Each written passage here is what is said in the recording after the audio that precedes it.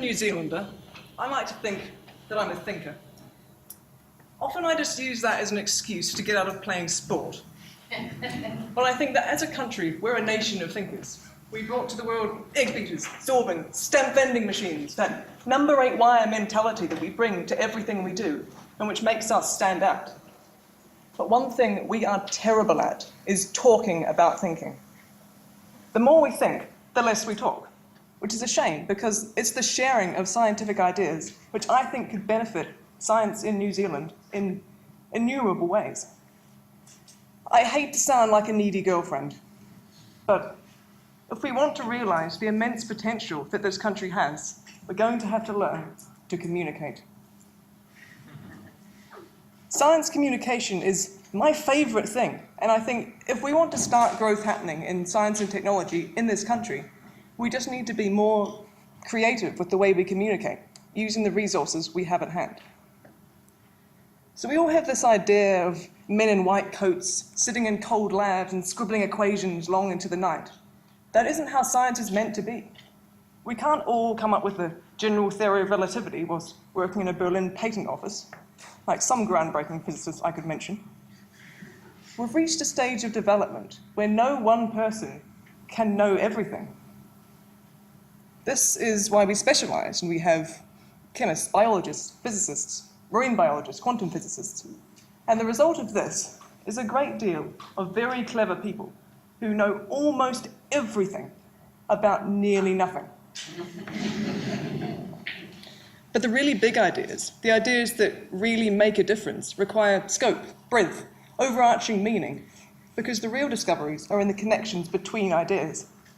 Take climate change, for example, the analysis of which requires chemists to analyse the atmosphere, meteorologists to analyse the weather, biologists to analyse organic emissions. No one discipline could analyse that area on its own. Now, I have enough trouble talking to shop assistants, but if we want to realise the potential this country has and come up with the really big ideas, then we need to do the unthinkable, actually talk to each other. But communication is needed not only within science, but without as well. Most research funding comes from the government, funding which in turn comes from us, the plebs. As a filthy commoner, I want to know where my hard-earned supermarket job dollars are being spent on by all those men in white coats. A lot of incredible research is sidelined because people just don't know about it. The media aren't interested, or they think people won't understand. There were already too many cute news stories about kittens that day. A lot of contentious things like genetic engineering, stem cell research, and complex ones like the physics going on at CERN could all benefit from a bit more public discussion. If a big idea were made of science, say if it were treated less like the domain only of highbrow intellectuals with their corduroy and machines that beep a lot, and more like something which everyone can understand, our endeavours in this country might go a lot further. But most importantly, I think, for New Zealand in particular, we need strong communication between scientists and businesses. As a nation of thinkers, our science and technology sectors are overflowing with ideas and research and enthusiasm. We need to start investment in that area to really bring our number 8 wire country forward into the big leagues of global innovation. We all have this mindset that scientists know about science and businessmen know about business, but this doesn't have to be.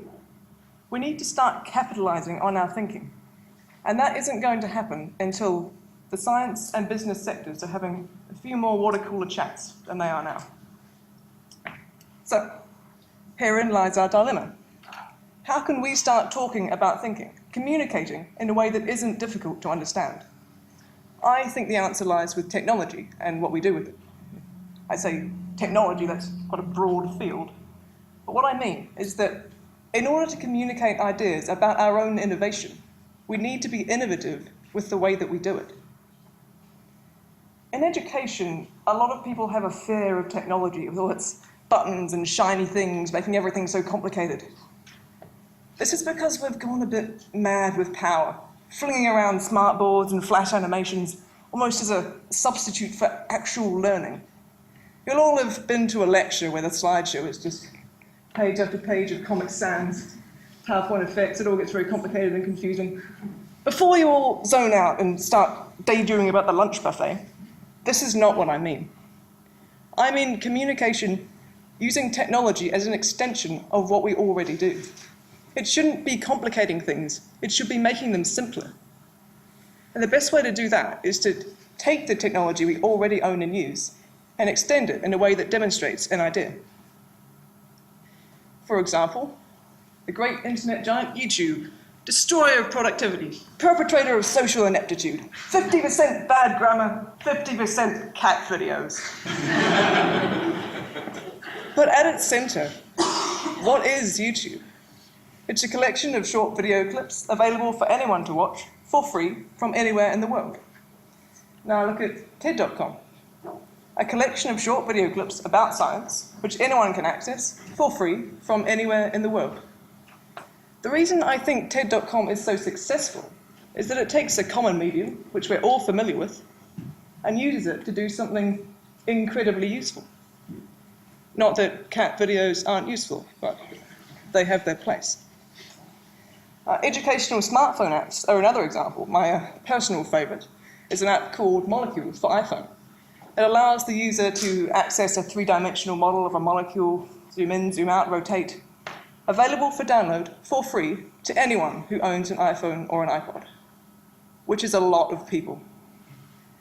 And there are others. There are graphing apps, programming, physics, biology, all immensely valuable because they take something which most of us already own and use, that's smartphone technology, and take advantage of the features that it offers, touchscreens, portability. So you see, technology we use to communicate doesn't need to be big and shiny and complicated and sponsored by Pepsi.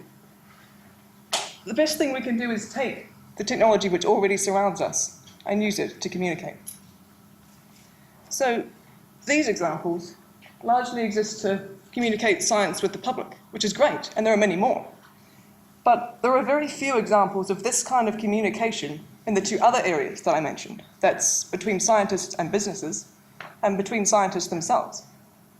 This may be because they're seen as overcomplicated, patronizing, newfangled, but I think that if utilized in the right way, this kind of communication in those areas could be invaluable. Science and innovation in New Zealand is a growing sector, and it's something I think we should be directly focusing on if we want to move forward. Sheep shearing and tourism is all very well, but this country has a lot more to offer. In order for that to happen, we need a flow of information between scientists and businesses and between specialists in different areas. And in order for that to happen, we need communication. So if I might make some suggestions, I feel I may immediately lose the respect and trust of everyone in this room when I utter the words social networking. Hear me out, hear me out. Most of you will be familiar with a form of social networking, which looks something like this. This arises because social networking sites, Facebook, Google+, MySpace, they're a form of entertainment. They're a way for people to keep in touch with their friends and socialize. But if we think about what social networking offers, it's a way to post ideas and concepts, to ask for feedback, to feed off the input of others, and allow the flow of information between groups and individuals all over the world, which for a tiny country stranded in the middle of the Pacific Ocean, and also in the mid-60s, judging by some of the decor, it's an invaluable resource. Why have this when you could have this? Now, I'm not saying we should break down all our proxies and start playing Farmville all day. Extant social networking sites have their place. But how about a similar resource with the same features purely for professional use? It's just an idea. Now have a look at sites like PledgeMe, a popular crowdfunding site where those with ideas for new business ventures ask for funding from the public to get them started. It's a simple way of getting those with ideas in touch with those with money. How about a similar resource for scientists with potential research ideas and investors who can pick out commercial potential? Facebook and smartphones and all of this common technology are often seen as lying purely in the realms of entertainment, of no use to academics and intellectuals. But why shouldn't they be? Angry Birds and Fruit Ninja are just the tip of the iceberg. These gadgets have a lot more than that to offer. So, if a particular design or cellular structure is too difficult to describe to your colleague, why not build it on Minecraft to demonstrate? Why not? If an investor is dubious about your new software idea, why not create a sample version and release it on MySpace to demonstrate its popularity? All of these are options. So what this all really boils down to is us being not like that curmudgeonly tweed-wearing professor who eschews all technology, and not like that trendy young teacher who says rad a lot and uses all those ridiculously expensive gadgets for the sake of it. It's about using what we already have in order to do what we want to do. And what we want to do is communicate, because that's what science is all about.